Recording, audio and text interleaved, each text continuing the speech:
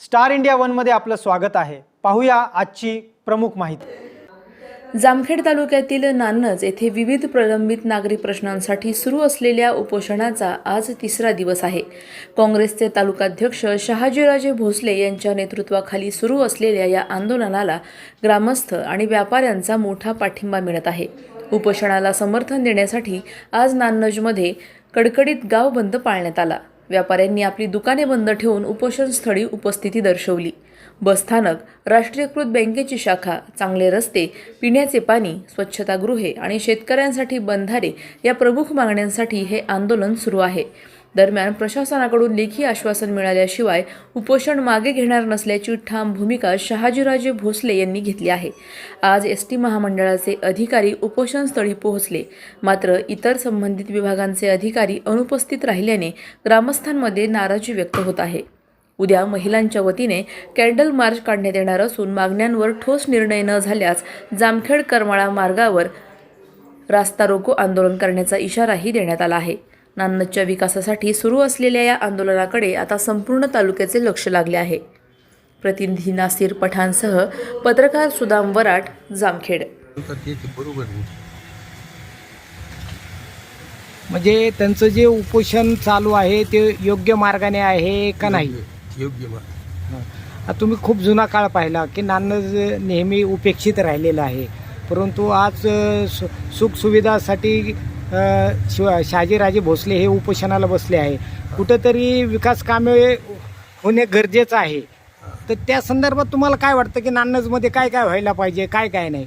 विकासाची कामं ही आधी ठेवलेलीच असते। हां, ते काय मला एवढं माहीत नाही स्पष्ट, पण ठेवलेलीच असते ना। हां ते जे करते आमचे सुनील साहेब, हां हे जे करते ह्यांच्या मागं आम्ही, हां म्हणजे त्यांनी जे केलं कसलं केलं असलं तरी आम्हाला योग्यच आहे ते। हां म्हणजे नान्नजमध्ये स्टँड चांगलं होणं गरजेचं आहे। गरजेचं त्याच्यानंतर BSNLची सेवा, बँकेचं काय काम असेल तर अडी अडचणी ह्या झाल्याच पाहिजे।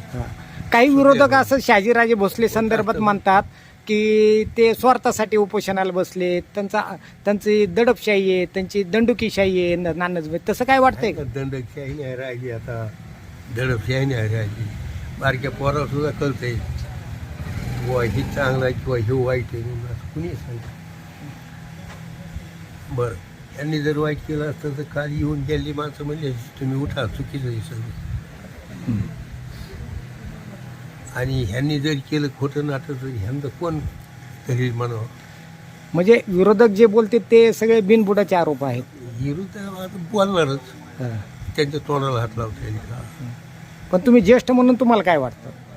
हे आहे ही योग्य एकदम बंद आरोप आहे, यात कुठलंही आडी अडचण नाही।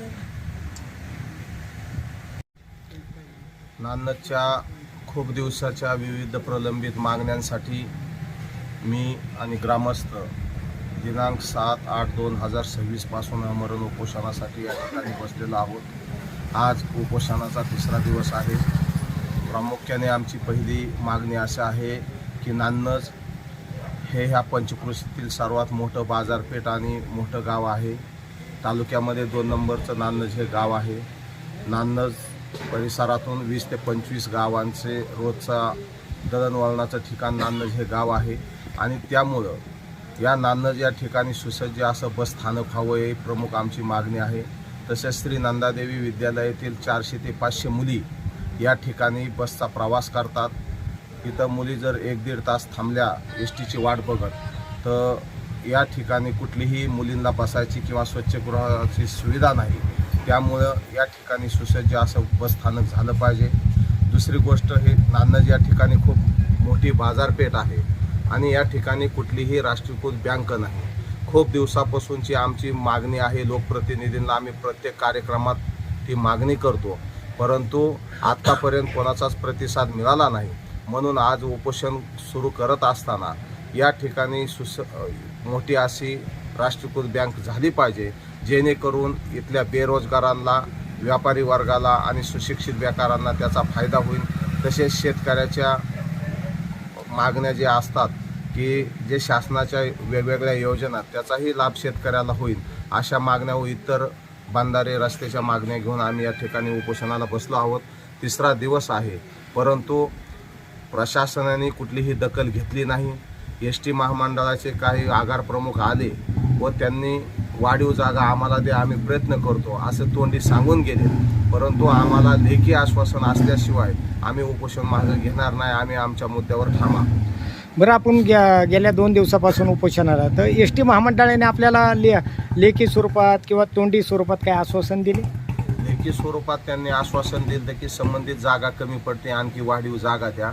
तर काल त्यांनी ग्रामपंचायत दिला की आम्हाला वाढीव जागा द्या आणि ग्रामपंचायत उद्या ठराव घेऊन त्यांना वाढीव जागेचा ठराव देणार आहे. राजे, आता नेमकी सर्वपक्षीय नेते मंडळींनी, सर्व पक्षाच्या कार्यकर्त्यांनी आपल्याला या उपोषणाला पाठिंबा दर्शवला का? हो, सर्व पक्षाचे कार्यकर्ते माझ्याबरोबर आहेत. भाजपचे आहेत, राष्ट्रवादी पवारसाहेब गटाचे आहेत, काँग्रेस पक्षाचे आहेत, RPIचे जिल्हा अध्यक्ष, आमचे सहकारी मित्र सुनील भाऊ साळवे आणि सर्वच उबाटाचे आमचे शहराचे अध्यक्ष भरत मोहकर आहेत. ते उपोषणात माझ्याबरोबर सामील आहेत आणि सर्व व्यापारी वर्ग आणि ग्रामस्थ या उपोषणामध्ये सामील आहेत. आतापर्यंत नान्नज पूर्णपणे बंद, दुसरा दिवस होता उपोषणाचा, तर नान्नज हे गाव पूर्णपणे 100% आपल्याला पाठिंबा दर्शवण्यासाठी बंद होतं? हो, व्यापाऱ्यांनी दुसऱ्या दिवशी दखल न घेतल्यामुळे तिसऱ्या दिवशी व्यापाऱ्यांनी उत्स्फूर्त असं प्रतिसाद देत गाव बंदची 2 दिवसापूर्वी निवेदन दिलं आणि पूर्ण व्यापाऱ्यांनी स्वयंपूर्तीने गाव बंद करून या उपोषणाला पाठिंबा दिला. तुमच्या ज्या मागण्या आहेत ते BSNLच्या असो किंवा बँकेच्या असो, तर ते काही अधिकारी इकडं फिरकले का? BSNLचा अधिकारी आणखी एकही आला नाही, जिल्हा परिषदचे इंजिनियर आले नाहीत किंवा एस.टी. महामंडळाचं सोडून आणखी या ठिकाणी कोणीच आलं नाही. बरं, राजे, कुठं राजकारण आडू येतं का? आपण एक काँग्रेस पक्षाचे आहेत, तसं बघायला गेलं तर जामखेड हे आता महाराष्ट्रात प्रसिद्ध आहे की भाजपचे आमदार राम शिंदे हे सभापती आहेत आणि राष्ट्रवादीचे रोहित पवार हे एक तरुणाचं नेतृत्व म्हणून आज राज्यभर फिरत आहे. तर तुम्ही काँग्रेस पक्षाचे असल्यामुळं कुठेतरी राजकारण आडू येतं असं वाटतंय तुम्हाला? मी जरी काँग्रेस पक्षाचा असलो तर मागणी ही सर्वसामान्यांसाठी केली आहे. तर माझी सगळ्यांना विनंती, सगळ्या पक्षाची नेत्यांना, तिन्ही आमदारांना, की तुम्ही पक्ष न पाहता मतदान हे दोन्ही पक्षाला झालेलं आहे. आदरणीय रोहित पवारांना पण मतदान प्रत्येक वर्षी वाढता आलेलं आहे.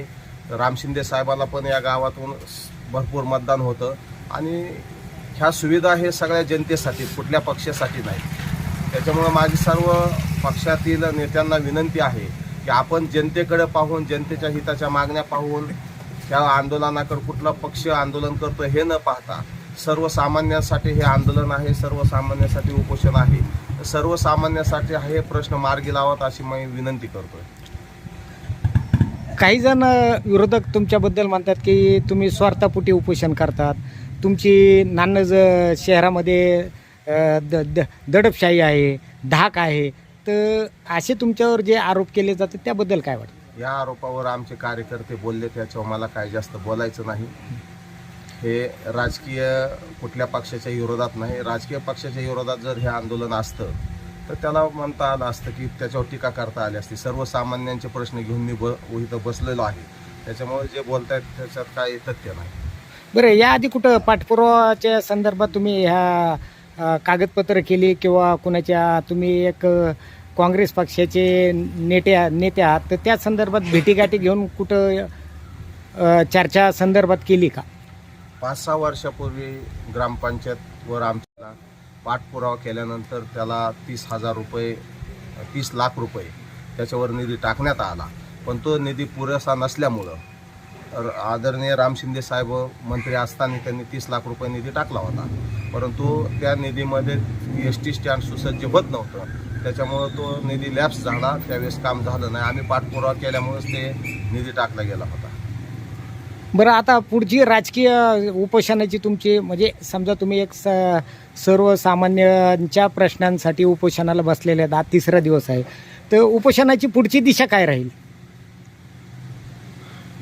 उद्या काही कार्यकर्त्यांचं असं म्हणणं आहे की उद्या जर काय निर्णय नाही झाले तर आम्ही रस्ता रोको करू.